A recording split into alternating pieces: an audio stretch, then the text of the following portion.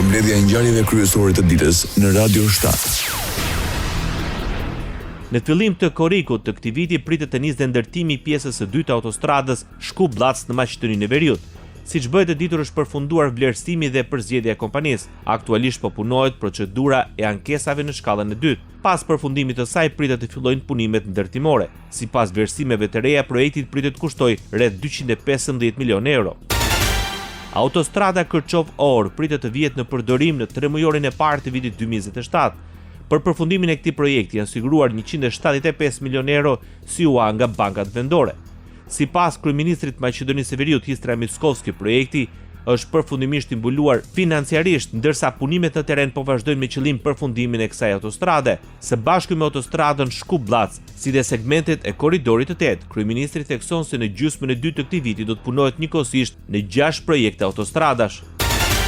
Kryetari i Kuvendit të Maqedonisë së Veriut, Afrim Gashi, takon ambasadorin e BE-s në Shkup. Mihalis Rokas i garanton përkushtimin e Kuvendit për trajtimin me prioritet të legjislacionit që buron nga agenda e reformave, duke theksuar vendosmërinë për përmbushjen e detyrimeve që lidhen me procesin e integrimit evropian. Në njoftimin zyrtar thuhet se është biseduar dhe për rëndësinë e ruajtjes së ritmit reformues dhe forcimit të bashkëpunimit institucional. Synimi është që vendi të përfitojë maksimalisht nga mundësitë që ofron procesi i integrimit në Bashkimin Evropian. Ndryshimin në ligjin për automjetet në Maqedoninë e Veriut kaluan miratimin e parë në Kuvend. Propozimi i ligjit parashikon vendosjen e rregullave të reja për vazhdimin e regjistrimit të automjeteve përmes stacioneve të autorizuara për kontroll teknik, të cilat do të mund ta kryejnë këtë procedurë pasi të marrin autorizim nga Ministria e Punëve të Brendshme. Për marrjen e autorizimit është paraparë një kompensim prej 60.000 denarësh, ndërsa përcaktohen dhe kushtet që duhet të plotësojnë personat juridik, personat e mbajtjes së evidencës dhe shkëmbimi elektronik të dhënave me Ministrinë e Punëve të Brendshme. Me ndryshimet mundësohet që stacionet autorizuara për kontroll teknik të kryejnë vazhdimin e regjistrimit të automjeteve të regjistruara dhe të lëshojnë vërtetim, i cili barazohet me vulën në lejen e qarkullimit ku regjistrimi do të mund të kryhet në të gjithë territorin e shtetit. Kryetari i Komunës së Çajirit premton se po fillon procedura zyrtare për zbatim në një projekt mbi transformimin e hapësirës mbi sheshin Skënderbeu në Shkup në një bibliotekë moderne shqipe. Nisma njoftua me rastin e mbylljes së panelit të librit shqip në Shkup. Sipas Mexhitit, biblioteka e re do të jetë një hapësirë moderne shumë funksionale, përshtatur për nevojat e studentëve, studiuesve akademik, si dhe të gjithë qytetarëve që kërkojnë mundësi të reja për arsim dhe zhvillim kulturor. Qëllimi ynë është që hapësira mbi sheshin Skënderbeu, ku ekziston një konstruksion me potencial transformimi, të marrë një funksion të ri kulturor dhe arsimor. Duam që ajo hapësirë të shndrohet në një leximore dhe bibliotekë moderne, vend ku të rinjtë do të mund të lexojnë, studiojnë, hulumtojnë, punojnë, takohen me autorë dhe të krijojnë ide të reja.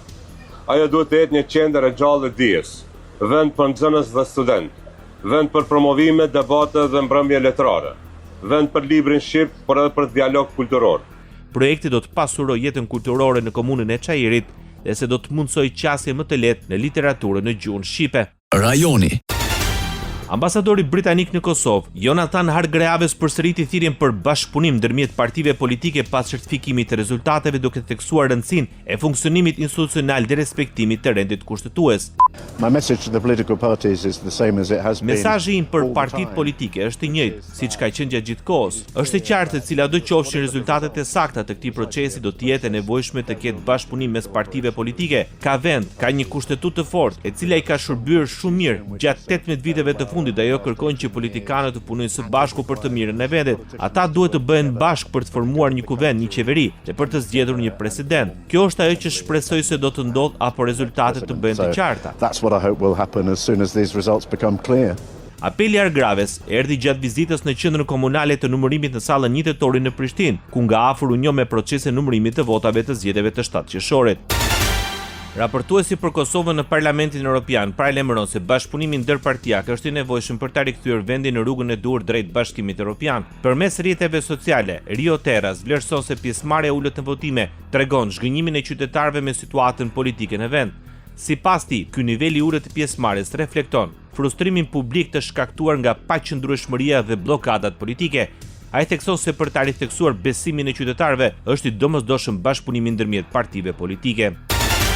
Partia Demokratike e Kosovës është e gatshme për bashkëpunim me të gjitha forcat politike për të hyrë në qeverisje.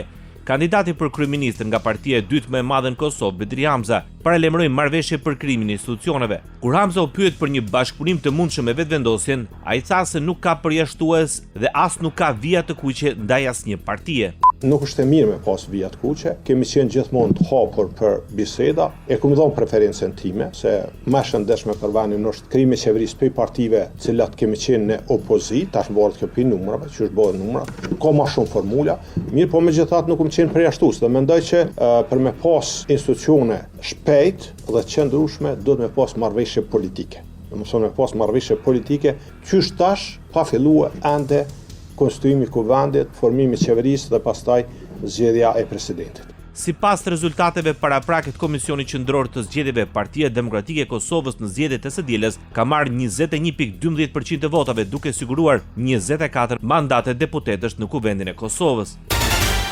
Komisioni Qendror i Zgjedhjeve në Kosovë vijon numërimin e votave për kandidatë për deputet nga zgjedhjet e parakohshme të 7 qershorit. Përmes një konference për media, zëdhënësi i KQZ-s Varmir Elezi tha se numërimi po kryhet në 38 qendra komunale të numërimit, në të cilat 2200 antar punojnë me 2 orare. Përveç numërimit të votave të kandidatëve për deputet në këto qendra, sipas rregullores zgjedhore të KQZ-s për qendrat komunale të numërimit, do të bëhet edhe verifikimi i rezultateve të subjekteve politike nga formularet që janë plotësuar në vendvotime pas numërimit të fletvotimeve. Ky proces i njëjtë do të bëhet në 38 qendra komunale të numërimit. Ai tha se rezultatet përfundimtare planifikohet të shpallen më 26 qershor nëse nuk ka ankesa, ndërsa certifikimi i rezultateve pritet të bëhet deri në datën 6 korrik. Kryetari i Komisionit Qendror të Zgjedhjeve në Kosovë garanton se procesi i numërimit të votave vijon normalisht. Gjatë vizitës në qendrën komunale të numërimit të sallën 1 tetorit në Prishtinë, Kreshnik Radoniqi tha se gjithçka pritet të përfundojë deri në mesin e javës së ardhshme.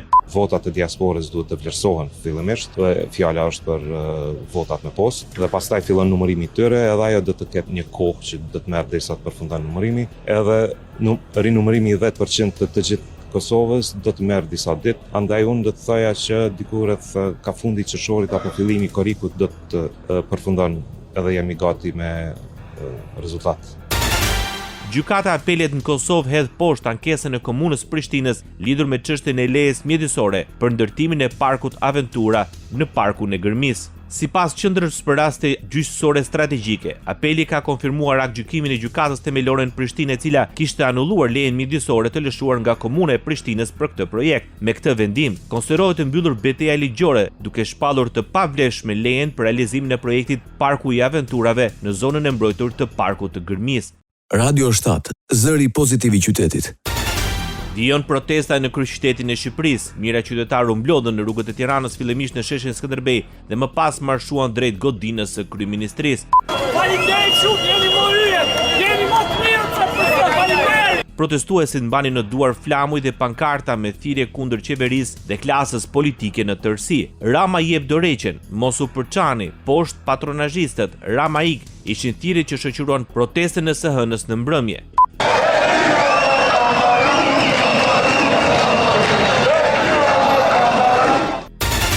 Kryeministri Edi Rama në konferencën kombëtare për arsimin dhe formimin profesional lodhi poshtë shqetësimet e ngritura në protesta se me investimet në Zvërnec do të shkatërrohet natyra apo do të përdoren për afrimin e punonjësve të huaj. Sipas tij, interesimi i investitorëve të huaj për Shqipërinë vjen vetëm pas suksesit të arritur në fushën e turizmit.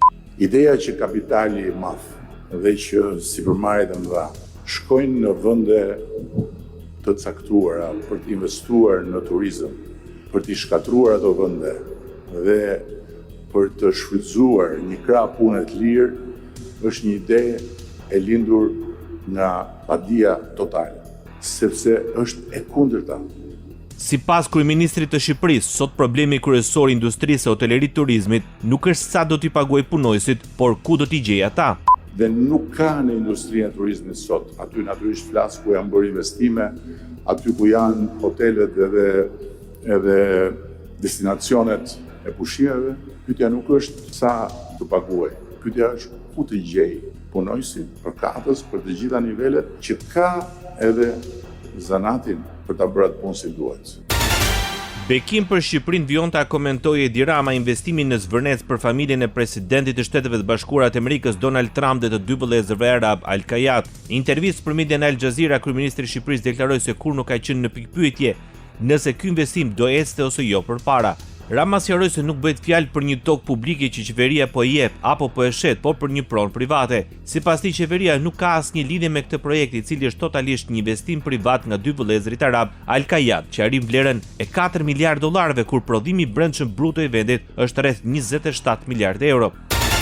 Kryetari i Partisë Demokratike Sali Berisha u distancua dinjëherë nga protestat në rrugët e Tiranës. Përmes rrjeteve sociale, ish-kryeministri demokrat deklaroi se ajo nuk është thirrur nga selia blu. Ai sqaroi se Partia Demokratike nuk u ka kërkuar asnjëherë anëtarëve dhe mbështetësve të saj që të mos e mbështesin apo të mos shkojnë në protestë. Berisha deklaroi se forca më e madhe në opozit nuk është dhe nuk do të jetë kurrë kundër investimeve të huaja në Shqipëri. Ai i ka mirëpritur dhe do t'i mirëpres ato me kushtin e vetëm dhe të panegociueshëm që të bëhen në përputhje me ligjet e vendit dhe ato ndërkombëtare. Sipas Berishës, shkaku më themelor i protestës qëndron tek mungesa totale e transparencës nga kryeministri i Shqipërisë Edi Rama.